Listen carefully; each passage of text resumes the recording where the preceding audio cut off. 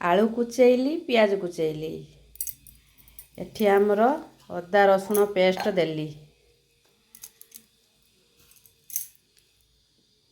बेसन गोटे कप देली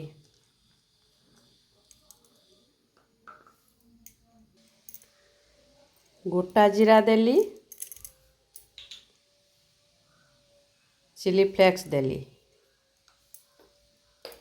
आवश्यक अनुसार लूण देली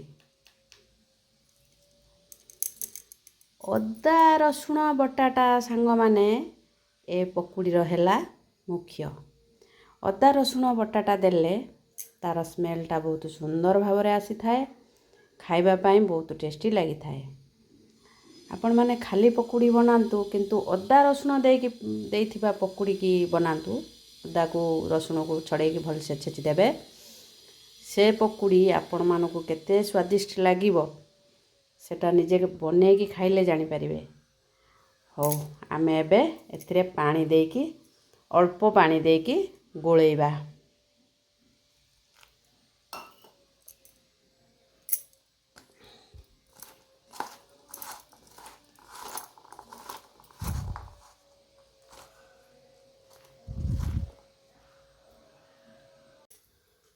भल भावरे गोळेकी मु एठी गोटे डो बनै नेली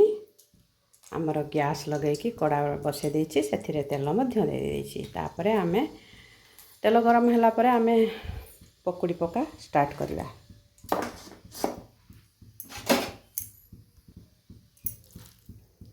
तेल आमर गरम हो गला एबे मु पकुड़ी पकाउछि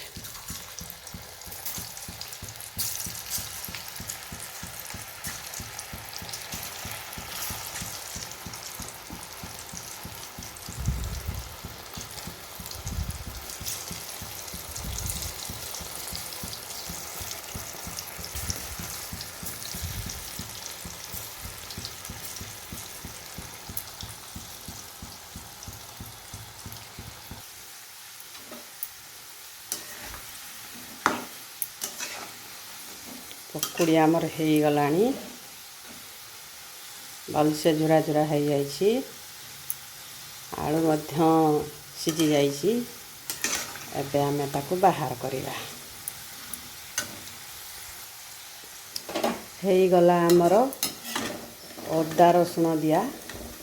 पकुड़ी छाणी दबा आमे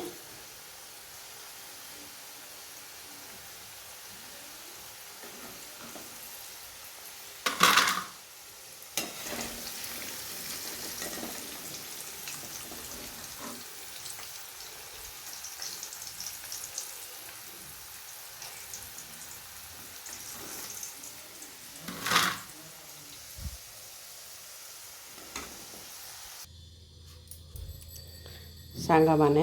आमर तैयारी हो गला अदा रसुण दिया पकुड़ी आलू पकुड़ी सांग माने एमती बने कि आपण माने खांतु बहुत बढ़िया टेस्ट यार टेस्टटा बहुत सुंदर लगे खाली पकुड़ी खाइबे जेमती लागिवो ए पकुड़ी ता ठारू उन्नत धरणर लगे सेथि पई मो मैक्सिमम टाइम ए अदा रसुण छेचा आलू दिया पकुड़ी मो बने दिए हो सांग माने मोर भिडियोटी आपण माने कोड देखुचंती मते निहाती कमेंट करिवे लाइक करिवे शेयर करिवे सब्सक्राइब करिवे रहिले आज्ञा जय जगन्नाथ यूट्यूब रु देखुतिले मते सब्सक्राइब करिवे आउ फेसबुक रु देखुतिले मते शेयर करिवे रहिले आज्ञा जय जगन्नाथ।